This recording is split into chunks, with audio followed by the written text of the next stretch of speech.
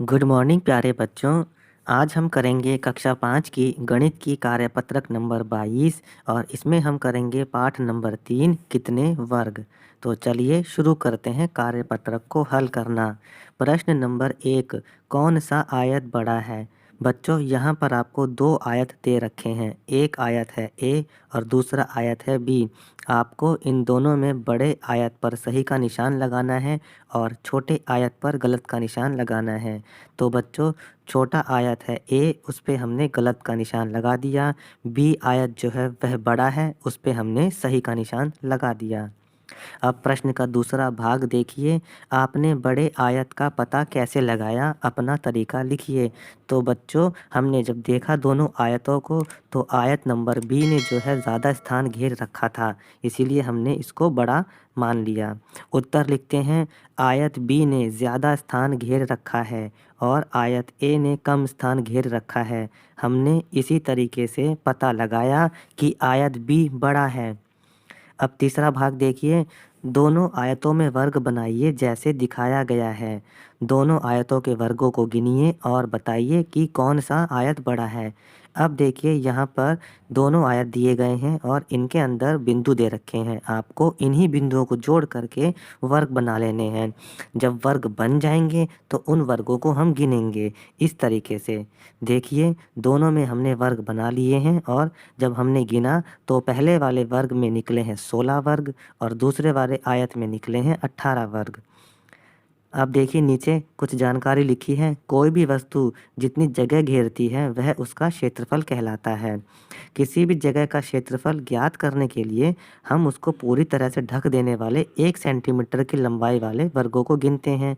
जैसे कि ऊपर दिए गए आयत ए का जो क्षेत्रफल है वह 16 वर्ग सेंटीमीटर है। तो अब हमें निकालना है आयत बी का क्षेत्रफल। तो आयत बी का क्षेत्रफल होगा 18 वर्ग सेंटीमीटर, क्योंकि बी आयत के अंदर 18 वर्ग बने हुए हैं छोटे छोटे। तो जब भी हमें किसी भी आकृति का क्षेत्रफल निकालना होता है तो हम उसमें ऐसे ही छोटे छोटे एक एक सेंटीमीटर के बक्से या बॉक्स बना देते हैं और फिर उनको गिन लेते हैं। प्रश्न नंबर 2 देखिए, यहाँ 1 सेंटीमीटर वर्ग की एक ग्रिड दी गई है। ग्रिड का मतलब है कि यहाँ पे जितने भी बॉक्स खाने बने हैं वह सबका आकार जो है 1 सेंटीमीटर है। उनकी लंबाई और चौड़ाई 1-1 सेंटीमीटर ही है। अब आपको क्या करना है कि यहाँ पर 5 वस्तुओं को इसमें ट्रेस करना है। देखिए यहाँ पर एक पत्ती बना रखी है, ट्रेस की गई है। हम और चीज़ों को ट्रेस करते हैं। ये इसमें हमने जो और चीज़ों को ट्रेस किया है वो है सिक्का, बोतल का ढक्कन, रबड़, मोबाइल फ़ोन और चूड़ी। अब क्या करना है, हमें इनके अंदर कितने वर्ग हैं उनको गिनना है और उनका क्षेत्रफल निकाल लेना है, क्योंकि इनके अंदर जितने वर्ग होंगे वही इनका क्षेत्रफल होगा। चलिए करते हैं। पत्ती, इसका क्षेत्रफल हुआ 12 वर्ग सेंटीमीटर। सिक्का, इसका क्षेत्रफल होगा 2 वर्ग सेंटीमीटर। बोतल का ढक्कन, इसका क्षेत्रफल होगा 2 वर्ग सेंटीमीटर। रबड़ का क्षेत्रफल होगा 6 वर्ग सेंटीमीटर। मोबाइल फ़ोन का क्षेत्रफल है वह होगा 44 वर्ग सेंटीमीटर और चूड़ी का क्षेत्रफल होगा 26 वर्ग सेंटीमीटर। बच्चों ध्यान दीजिए कि जब हम इन वर्गों को गिनेंगे तो इनमें हमें पूरे पूरे वर्ग गिनने हैं। ऐसे वर्ग जो बहुत छोटे आए हैं उनको हमें नहीं गिनना है। प्रश्न नंबर 3 देखिए, अपने पाँव और हाथ को एक कागज़ पर ट्रेस कीजिए। अब इनमें 1 सेंटीमीटर की लंबाई के वर्ग बनाइए और बताइए कि आपका हाथ बड़ा है या पाँव। तो बच्चों देखिए आपको क्या करना है, इस तरीके से एक कागज़ पर अपने पाँव और हाथ को रख लेना है, फिर उसे ट्रेस करना है और इसमें 1-1 सेंटीमीटर के वर्ग बना लेने हैं। अब आपको निकालना है कि आपके हाथ का क्षेत्रफल कितना है। तो जब हमने गिना तो हमारे हाथ का क्षेत्रफल निकला 90 वर्ग सेंटीमीटर। आपके पाँव का क्षेत्रफल, देखिए पाँव का क्षेत्रफल निकला था 100 वर्ग सेंटीमीटर।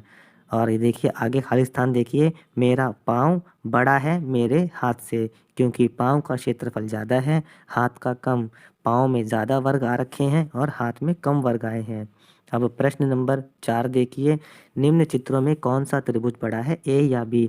जब हम इन दोनों त्रिभुजों को दोनों आकृतियों में देखेंगे ए और बी, तो हम पाते हैं कि दोनों में ही समान वर्ग हैं, दोनों में ही वर्गों की संख्या एक जैसी है। तो इसका मतलब ये हुआ कि इस आकृति में ए बी दोनों बराबर हैं, त्रिभुज बराबर हैं, और इस वाली आकृति में देखिए इसमें भी ए और बी दोनों ही त्रिभुज बराबर हैं।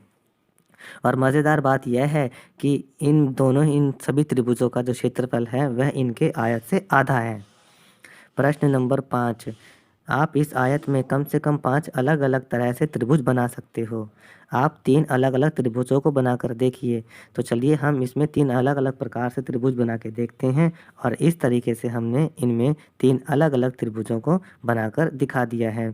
और अब पूछा गया है कि हर त्रिभुज का क्षेत्रफल कितना होगा, लिखिए। तो बच्चों तीनों ही त्रिभुज इनका क्षेत्रफल बराबर होगा, जो कि 6 वर्ग सेंटीमीटर निकलेगा। 6 वर्ग सेंटीमीटर ऐसे निकला क्योंकि सभी त्रिभुजों का क्षेत्रफल इस आयत का आधा क्षेत्रफल होगा। तो बच्चों ये हमने गणित की वर्कशीट कंप्लीट कर ली है। अन्य विषयों की वर्कशीट के आंसर के लिए आप हमारे चैनल पढ़ो इंडिया को सब्सक्राइब ज़रूर करें। धन्यवाद।